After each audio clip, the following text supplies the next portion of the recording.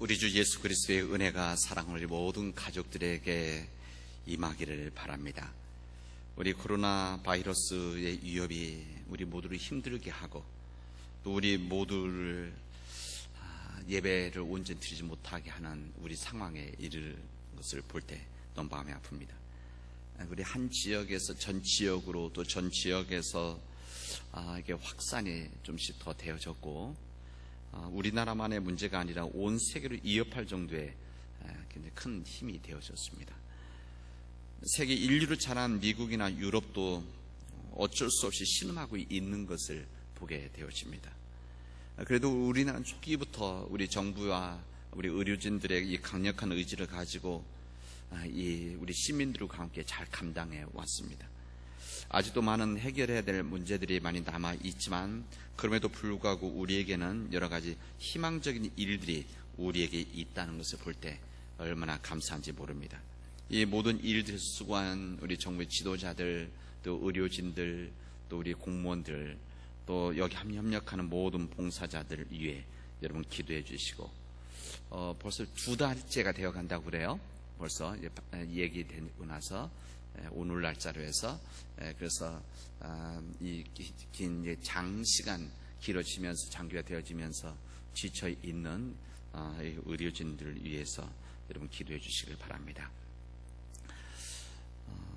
우리 마가복음에 보면 예수님께서 회당에 들어가 손이 오그라든 사람을 고쳐 주시는 이전 이야기가 있는데 그것에 있었을 때 주님께서 이렇게 이야기를 하십니다.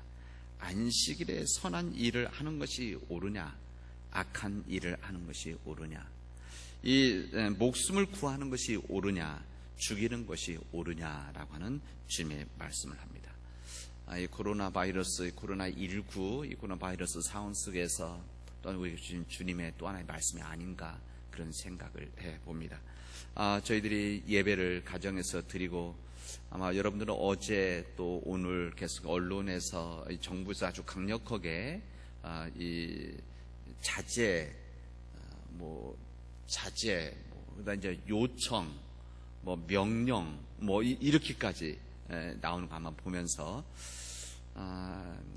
때로는 제 목회자의 마음속에서는 좀 무거움이 사실은 있습니다. 우리 교회들에 대한 이런 요청과 이 명령 같은 일들이 지금 주어지면서 그러나 우리 하는 이 모든 일들이 안식일에 선한 일을 하는 것이 옳으냐 악한 일을 하는 것이 옳으냐 목숨을 구하는 것이 옳으냐 죽이는 것이 옳으냐라고 하는 이런 주님의 말씀에 우리들이 답한다고 한다면 우리들이 이 모든 일들을 인내하면서 감당해 나갈 수 있지 않겠는가 그런 생각을 해봅니다. 여러분 절대 안식일에 안식일 주일은 아니지만 어떤 이 주일에 예배 드리는 교회 다 이유가 있어서 예배 드리는 것이고 또 그런 뜻이 있어 예배 드리는 것이기 때문에 절대 비난해서도 안 되고 또 예배 안 드리는 교회에 대해서도 또 똑같은 마음으로 여러분들께서 예배 드리나 안 드리나 다 교회에서 예배를 안 드리는 거죠. 예배 드리는 이것에 대해서 여러분들께서 마음을 열어서 흔들리지 않았으면 좋겠습니다. 지금 우리의 힘든 이런 상황 속에서 이 지구촌의 전체 우리 지구촌 전체가 지금 신음을 하고 있습니다. 마침 우리 사순절 넷째 주일과 맞물려 있어서 더욱더 그런 생각을 해봅니다. 예수님께서 이 빌라도에게 당하신 수많은 고통과 아픔들과 같이 이 아픔과 두려움으로 인한 탄식들이 지구촌 곳곳에서 이어지고 있다라고 하는 사실을 우리에게 알려줍니다. 이런 이 귀한 시간에 하나님의 은혜가 사랑하는 우리 모든 이 교우들과 이웃들에게 임해서 이 코로나 바이러스를 극복하고 이 봄이 시작되어지는 이 벚꽃과 함께 우리 마음속에도 진정한 봄이 오기를 주님 앞에 기도하도록 합시다.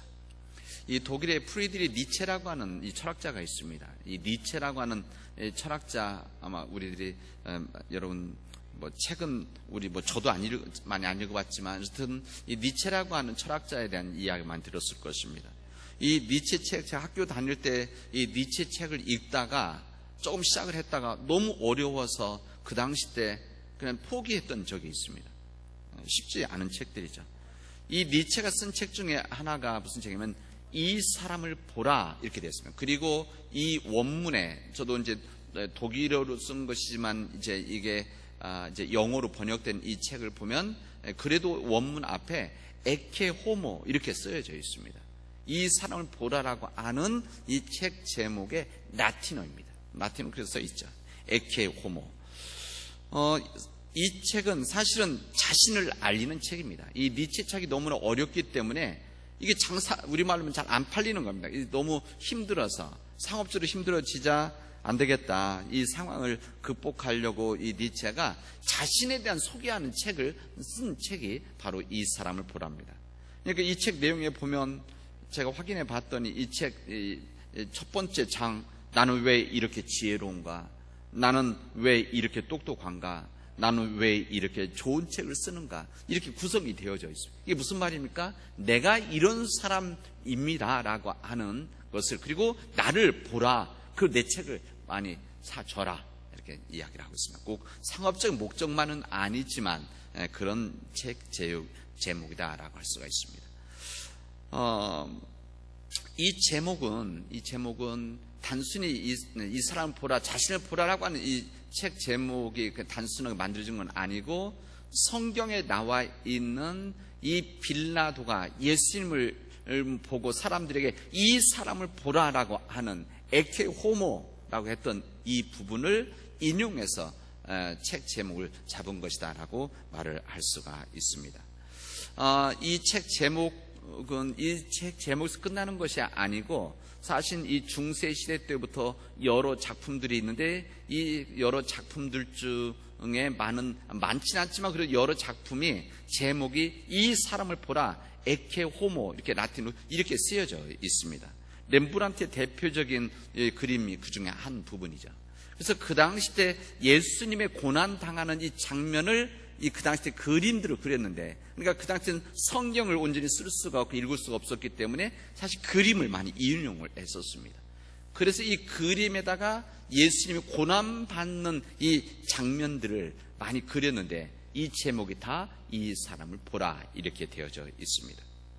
여러분, 세상에는 어떤 한 사람을 향해서 이 사람을 보라라고 하는 이야기를 할 때가 많이 있습니다.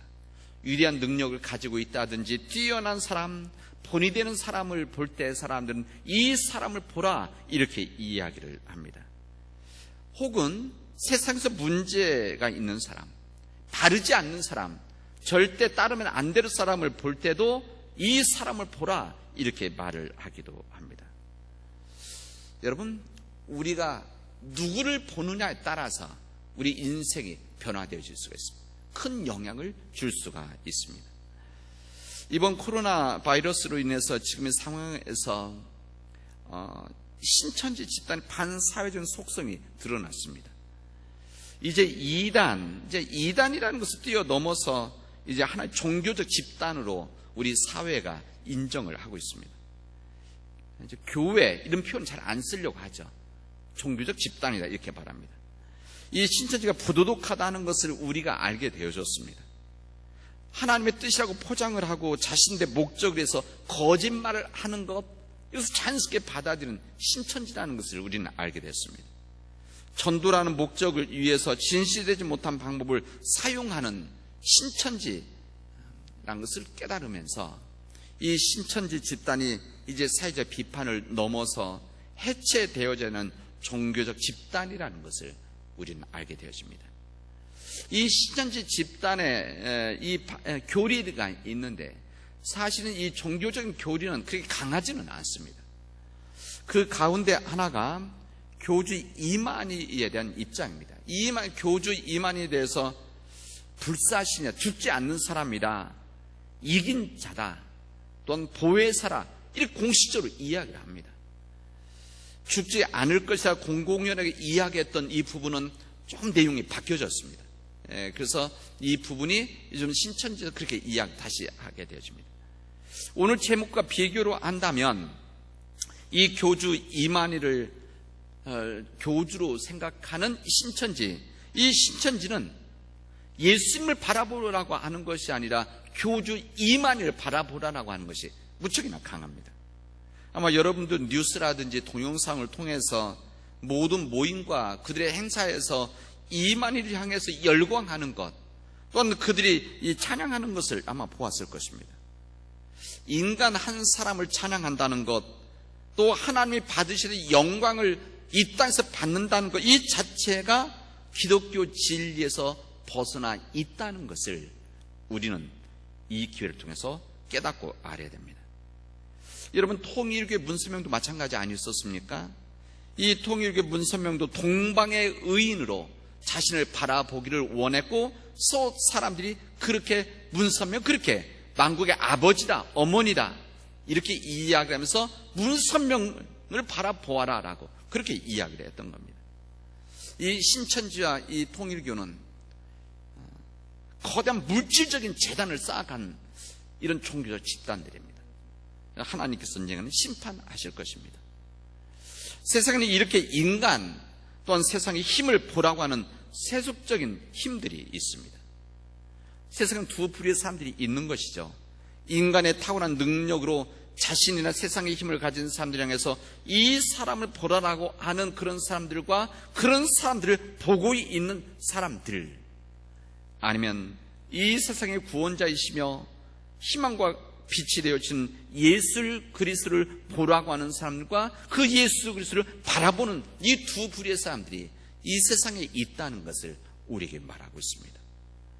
오늘 우리들이 읽은 이 요한복음의 말씀에는 정렵지 못한 한 사람과 한 무리들이 등장하고 있습니다.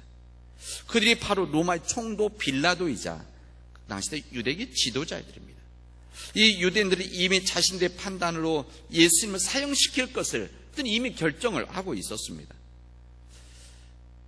그런 결정 속에서 당시 로마법에 따라서 합법적인 처리를 위해서 총독이었던 빌라도에게 예수님을 데리고 온 것입니다. 빌라도에게 왔을 때 예수님은 거기에 보면 본문에 보면 채찍질을 당하셨고 가시나무로 만든 관을 쓰셔서 피를 흘리고 계셨고 왕의 옷 색깔인 자색 옷인 그 옷을 입고 있습니다. 그들이 손으로 때리고 조롱을 했다, 이렇게 고백을 하고 있습니다. 이때 빌라도가 가시 면류관을 하고 피를 흘리고 있는 예수님을 군중 앞으로 데리고 나와서 말을 합니다. 이 사람을 보라, 이렇게 이야기를 하게 됩니다. 이 재판일 때 빌라도는 예수님에 대한 신문을 하면서 예수님에게 아무런 죄가 없음을 그는 알았습니다. 근데 무죄 심판을 하려고 그런 마음까지도 있었습니다. 그런 유대인들의 생각은 달랐습니다. 유대인들의 이 군중들의 이 거센 외침이 그들에게 있었습니다. 십자가에 못 박으시오, 십자가에 못 박으시오. 결국 빌라도의 법정에는 정의가 없었습니다. 아무 죄도 없던 예수님을 십자가에 처형하도록 내어준 빌라도는 자신의 손을 씻으면서 나는 이 사람 피에 대해서 무죄하다라고 어처구니 없는 발뺌을 하게 되어집니다. 그런데는 빌라도가 예수님을 십자가에 못 박도록 그들에 넘겨주었다고 성경은 우리에게 증언하고 있습니다. 재판을 받던 우리 예수님은 자신의 길을 가셨습니다. 어떤 상황에서도, 어떤 형편에서도 목숨을 내놓아야 되는 그 상황 속에서도, 십자가에 올라가는 그 상황 속에서도 주님은 흔들리지 아니하고 주님의 길을 걸어가셨습니다. 십자가의 길을 외면하지 않으셨습니다. 그러나 세상적인 힘을 가지고 있었던 빌라도는 비급했기 때문에 자신의 길을 가지 못하고 불의와 타협을 하게 되어집니다. 그런 빌라도였기 때문에 오늘 또 우리 기독교인들이 고백하는 사도신경에 예수께서 본디오 빌라도에게 고난을 받으시고 라고 하는 이 내용의 주인공이 되어진 겁니다. 영원히 부끄러운 인생이 되어진 겁니다. 예수님 당시에 빌라도라는 정치인 엘리트가 있었다면 사울이라고 하는 유대인 엘리트가 있었습니다. 이 두 사람은 공부도 많이 한 사람들이고 똑똑했고 자신의 성공을 위해서 다른 사람보다 더 많은 노력을 했던 사람들이라고 말을 할 수가 있습니다. 그래서 이 두 사람은 당시 모든 사람들이 기대 속에 있었던 사람입니다. 그런 결과로 인해서 이 한 사람은 로마가 지배하는 땅에 막강 권한을 가지고 있는 총독이 되어졌고, 한 사람은 유대 사회가 인정하는 유대 지도자가 되어진 겁니다. 이 두 사람은 삶의 중요한 시점에서 갈릴리에서 올라온 예수라고 하는 한 인물을 그들이 만나게 되어집니다. 유대교 지도자에 의해 붙잡혀 왔었던 그 예수님은 빌라도의 신문을 받게 되어집니다. 이 신문에서 빌라도는 예수님께서 하나님의 아들이라고 하는 것을 이야기를 듣게 되어지고 도전을 받게 되어집니다. 이 증언은 예수님 자신의 고백이 아니라 그런 소소한 유대인들의 증언을 통해서 나온 이야기지만, 이 재판의 최종 결정권자인 이 빌라도에게 있어서는 굉장히 두려운 영적 두려움이 그에게는 있었습니다. 그는 이 재판을 통해서 자기의 신문을 받는 이 나사렛 예수가 무죄라는 것을 알고 있었고, 유대인의 왕이요 하나님의 아들이라는 것을 그는 확인을 하게 되어집니다. 이런 중요한 상황에서 빌라도의 반응입니다. 자신의 재판은 예수가 무죄이고 하나님의 아들이라는 것을 알았다면, 그리고 그런 깨우침에 도전이 있었다고 한다면 바른 심판을 했어야 합니다. 그러나 그는 세상의 소리, 세상의 영향력으로 인해서 예수님을 십자가에 못 박도록 넘겨주게 되어집니다. 아무리 유대인 지도자들의 압력이 있고 유대인 공동체의 영향력이 있다고 하더라도 자신의 판단이 있고 소신이 분명하다고 한다면 좌우로 치우치지 않고 바른 판단과 결단을 했었어야 합니다. 여러분, 한 사람의 판단, 한 사람의 결단이라고 하는 것은 그 사람이 어떤 사람인지를 말해줍니다. 그리고 이것으로 판단을 받게 되어집니다. 여러분, 우리 인간의 판단과 결단은 먼 훗날 주님께서 심판하실 것입니다. 여러분, 이 빌라도보다 더 예수님과 예수 믿는 사람들을 핍박하고 힘들게 했었던 사람이 바로 사도 바울입니다. 그렇기 때문에 이 사도 바울은 더 무거운 심판을 받을 수밖에 없는 사람이었습니다. 그러나 이 사도 바울은 주님을 영접한 이후에 자신의 죄를 깨닫고 주님 앞에 그의 삶 전체를 내어놓게 되어집니다. 그는 자신의 하나님의 교회에 대해서 씻을 수 없는 죄를 지은 것을 그는 숨기지 않았습니다. 아마 그는 평생 그의 양심에 가시처럼 걸려 있었을 것입니다. 그는 스스로 자신은 비방자요, 박해자요, 폭행자였다라고 스스로의 죄를 고백을 하게 되어집니다. 자신의 허물을 솔직하게 고백하는 것은 이 사도 바울의 위대함이라고 할 수가 있습니다. 이 사도 바울은 자신의 허물과 죄에 대해서 그는 거기에 머무르지 않았습니다. 거기에 머무르지 않고 그는 온전한 회개의 삶을 살게 되어지고 회개에 합당한 열매를 맺었습니다. 주님을 박했던 이 부끄러움과 죄가 있었기 때문에 이 믿음의 제단에 자신을 전체로 드렸던 것입니다. 이 사도 바울은 오늘 디모데전서에 있는 말씀에 보면 이 간절한 마음으로 동역자인 또 제자이기도 한 디모데에게 이렇게 말합니다. 주님께서 사도의 직분을 주신 것을 감사하다고 이렇게 고백을 하게 되어집니다. 주님을 알지 못했던 그때에 자신의 죄에 대해서 긍휼을 허락하여 주셔서 주님께서는 남은 사역을 본인에게 허락해 주셨다고 하는 것을, 감사하다고 하는 것을 간절히 고백을 하고 있습니다. 자신과 같은 죄인에게도 구원의 역사를 만들어 주시기 위해서 이 땅에 예수 그리스도를 허락해 주셨다는 것을 믿음으로 고백하고 있습니다. 세상을 추구하며 성공의 삶을 만들어갔던 이 빌라도와 바울, 그들은 주님을 만난 이후에, 주님을 본 이후에 그들의 판단과 결단에 따라서 인생이 뒤바뀌게 되어집니다. 자신의 죄와 허물을 주님 앞에 내려놓고 회개하며 용서함을 받게 되어지면 주님은 오히려 그 사람을 변화시켜 주셔서 위대한 사람으로 위대한 사역을 맡기신다는 것을 성경은 우리들에게 말씀해 주시고 있습니다. 그리고 그 사람을 통해서 하나님 나라의 일꾼으로 사용하신다는 것을 우리에게 알려주십니다. 우리 인간은 가지고 있는 죄, 인간의 연약함, 인간의 약함에서 오는 이 악함으로 인해서 때로는 실수도 하고 잘못하기도 하고 허물을 갖게 되었습니다. 그런 중요한 것은 우리 기독교인, 우리 주님은, 주님의 말씀은, 주님의 복음은 과거가 중요한 것이 아니라 지금이 중요한 것이고 지금부터 살아가는 삶이 중요하다는 것을 우리에게 알려주시는 말씀이 이 빌라도와 이 사도 바울이 된 말씀입니다. 사랑하는 우리 믿음의 가족 여러분, 우리가 주님을 이제 바라보도록 합시다. 주님을 온전히 바라보도록 합시다. 우리 구원자이시고 삶의 힘이 되어주시는 주님을, 우리의 삶을 변화시켜 주실, 그리고 이 땅에 참 빛이 되실 주님을 바라보도록 합시다.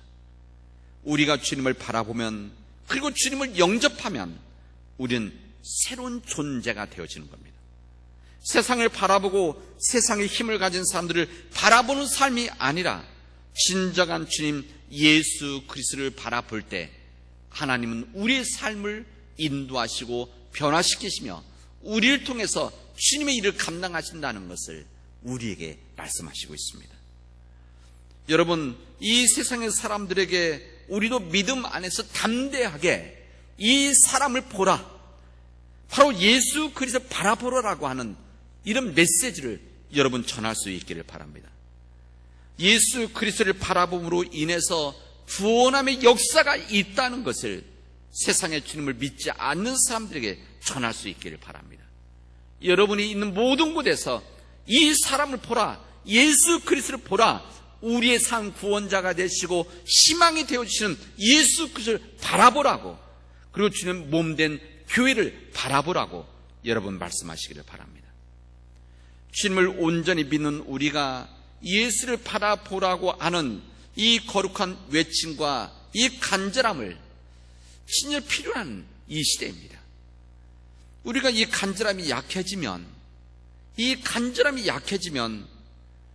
거룩한 외침이 약해지면 그 사람들은 신천지와 같은 악한 사람들이 접근하고, 이 신천지와 악한 사람들이 거짓으로 그들을 속여서 악한 영향력 종교적 집단으로 인도를 하게 되어집니다. 지금이라고 하는 것은 과거의 결과고 지금의 결과는 미래에 드러나는 겁니다. 지금 우리 시대에 지금 현재 이루어지고 있는 이런 이 신천지의 그런 여러 악한 영향력, 이 모든 일들, 이게 바로 우리 교회가 지난 시간에 과거에 있었던 우리의 연약한 부족함, 이런 결과 아니겠습니까? 여러분, 이 모든 일들이 멀리 있지 않습니다. 우리 교회가 이 사명을 감당하지 않으면, 우리가 이 거룩한 외침과 간절함이 없으면, 이들의 영혼을 구원하려고 하는 우리의 간절함이 없으면 그들은 이런 사람들을 찾아 그들 종교 집단으로 인도하는 겁니다.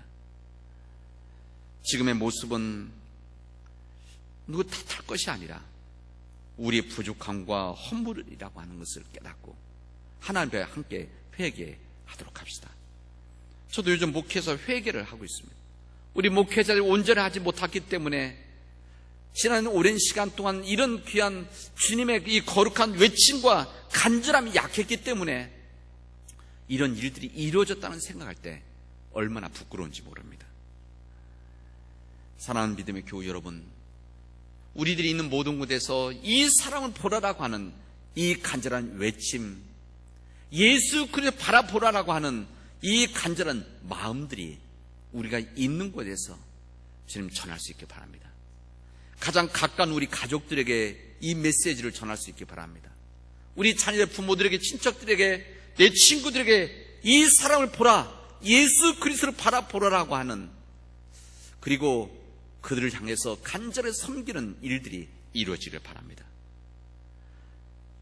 우리 교회가 우리 지역에 이 구원의 방주로서 부름을 받았는데 우리 남은 지역에 있는 사람들이 향해서 이 사람을 보라라고 하는, 예수 그리스도를 바라보라라고 하는 이 믿음의 외침이 있고, 주님의 몸된 교회를 바라보고 이 예수 그리스도 주님 몸된 교회를 바라보라라고 하는 이 거룩한 외침을 이제 시작하도록 합시다. 그리고 우리 교회가 진주 주님의 몸이 되어질수록 그래서 우리를 바라보는 이들이 예수 그리스도를 바라볼 수 있도록 우리 교회를 섬기고 우리가 헌신하고 우리가 십자가를 감당하도록 합시다. 사랑하는 우리 교우 여러분, 우리 가정에서 이곳에서 예배드리지만 우리 가정 예배드리는 모든 교우들, 우리 함께 모이지는 못하지만 이제 우리들의 삶의 현장에서 흔들리지 말고 약해지지 말고 담대하게 살아갈 수 있기를 바랍니다. 이제 믿음 안에서 오직 주님만을 바라보고 가정에서 예배 드리다가 우리 함께 예배 드리는 그때에 하나님 옆에 진정 감사의 예배를 드리도록 합시다. 기도합시다. 은혜가 풍성하신 하나님 감사합니다. 하나님 우리에게 믿음 주셔서 믿음에서 나오는 이 거룩한 영적 부담감을 가지고 이 세상을 향해서 이 사람을 보라, 예수 그리스도 바라보라라고 하는 거룩한 외침이 있게 하시고 우리 교회가 온전히 설므로 주님 몸된 교회를 바라보라고 하는 담대한 우리 고백이 있을 수 있도록 우리를 인도하여 주시옵기를 진심으로 원합니다. 우리 힘으로 감당할 수 없기에 하나님께서 도와주시옵소서. 이 모든 말씀을 예수님의 이름으로 기도합니다. 아멘.